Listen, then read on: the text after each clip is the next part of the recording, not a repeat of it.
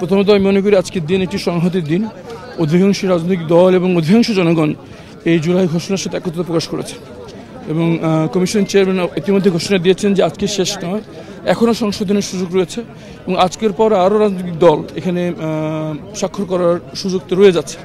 আমি প্রথমত আহ্বান জানাবো যে ছোট রাজনৈতিক দলগুলোর মতামতকে আরেকটু গুরুত্ব দেওয়ার জন্য, বিশেষ করে জুলাই আন্দোলনে যাদের ভূমিকা ছিল, যারা চোখ হারিয়েছেন, যারা অঙ্গহানি ঘটেছে, যাদের প্রিয়জনকে হারিয়েছেন, এবং আমি গুম পরিবারের সদস্য, আমি একজন গুমের শিকার হিসেবে বলছি যে যাদের এখনও প্রিয়জন ফিরে পায়নি, তাদের মতামতকে আরেকটু গুরুত্ব দেওয়া দরকার।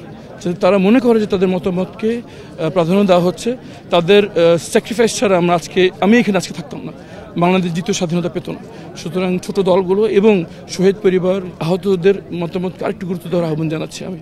এবং আমি যেটা বুঝতে পারছি যে আজকে শেষ নয়, শুরু, এবং আমরা এর মাধ্যমে একটি নতুন বাংলাদেশ পাবো, একটি ঐক্যবদ্ধ বাংলাদেশ পাবো এবং নতুন বাংলাদেশের সূচনা আজকে হবে ইনশাআল্লাহ। এখন এই মতামতকে গুরুত্ব কিভাবে দিবে, সনদে কিভাবে মতামতগুলো আসবে? আলোচনার মাধ্যমে তাদের যে ছোট দলগুলোর গুরুত্বকে এই অন্তর্বর্তী সরকারকে দিতে হবে, কারণ স্বাভাবিক অবস্থায় এইসব ছোট দলদের মত প্রকাশের সুযোগ খুব সীমিত।